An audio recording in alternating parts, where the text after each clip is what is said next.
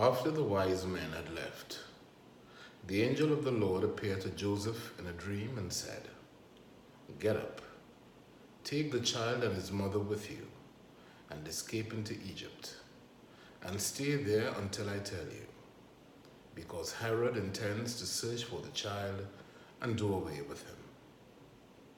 And so Joseph got up and, taking the child and his mother with him, left that night for Egypt, where he stayed until Herod was dead. This was to fulfill what the Lord had spoken through the prophet: "I called my son out of Egypt." After Herod's death, the angel of the Lord appeared in a dream to Joseph in Egypt and said, "Get up, take the child and his mother with you, and go back to the land of Israel, for those who want to kill the child are dead." And so Joseph got up and, taking the child and his mother with him, went back to the land of Israel.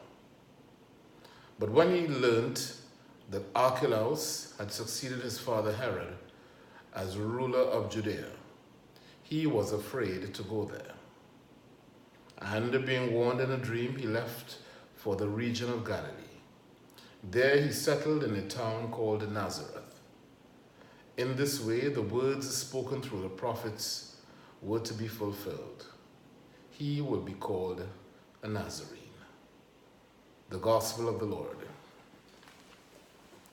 The Gospel reading for this Sunday, the Feast of the Holy Family, is taken from Matthew's infancy narrative, and it tells of an incident early in the life of the baby Jesus, when Jesus was saved from mortal danger through the wisdom of his foster father Joseph, who had the insight to listen carefully to his own dreams and to listen to his own guts, his own intuition. It's important to remember that these infancy narratives are really gospel stories in miniature. All the themes which will be spelled out in the entire Gospels of Matthew and Luke are foreshadowed in these gospel stories. And so in today's story, at the center of the Feast of the Holy Family, we find Saint Matthew evoking, through Joseph's fear of Herod and the need for that family to escape Herod's wrath, the intractable, the persistent opposition that Jesus would experience all throughout his ministry as an adult. It is important then, as we use these infancy narratives for the purpose of catechesis, that we not become too teary-eyed, too sentimental about the little baby Jesus and the bright star and the shepherds, and he's born in poverty and simplicity and so on. But it's important also to keep in mind, as we teach our little ones about Jesus, to also emphasize that this is in fact a life and death drama. And Jesus, by his very existence, has already gathered people in opposition to him. Jesus, from his infancy, had a life that was filled in some ways with enmity. The story begins then with Joseph being told in a dream to get up, take his child and the mother, and flee into Egypt and stay there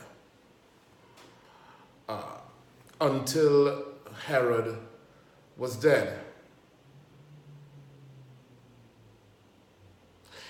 Egypt, at this time in biblical history, was refuge for many Jews.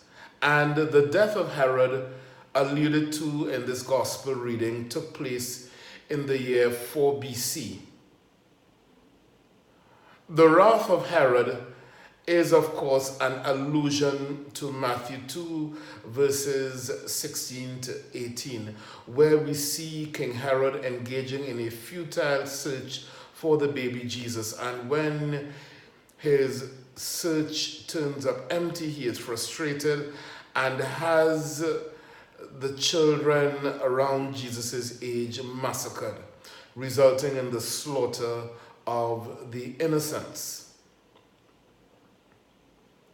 The story concludes with Joseph and Mary and Jesus returning to the land of Israel. And St. Matthew, in the process, quotes Hosea chapter 11, where there's a famous verse, "I called my son out of Egypt." This son referred to in this verse of Hosea is none less than the entire Jewish people, which sojourned in Egypt for over 400 years, becoming slaves of the Egyptians and being called out of Egypt, rescued out of Egypt by Almighty God with a mighty hand and an outstretched arm. And in applying this very scripture verse to Jesus, St. Matthew is teaching us that Jesus in his own person summarizes the history and the destiny of this holy people. Jesus summarizes this whole people. And just as God rescued out of Israel out of Egypt to form a brand new people for himself, so God calls Jesus out of Egypt to form a brand new people for himself, the new people of God, of which you and I are members. On the individual level, my dear friends, it's also important to remember that at various times in our lives, you and I need, like Jesus, to take the road of exile. The word of the Lord teaches us this Sunday that continuous and unending confrontation with our enemies is not the method to progress in God's wisdom and God's grace. God does not give life with a life that is wedded to confrontation. It is important for us as Christians pursuing the wisdom of God to know when to withdraw, when to keep silent, when to flee into Egypt. Joseph knew when to flee because he was not afraid to listen to his own gut, his own inner intuition. This Sunday on the Feast of the Holy Family, I pray that all of us, especially those of us in charge of our own families, may be always willing to listen to our own deep instincts, listen to that wisdom which God has planted in the heart of each and every one of us. A wisdom that tells us when to stand and fight, a wisdom that tells us when to run. God bless you. Amen.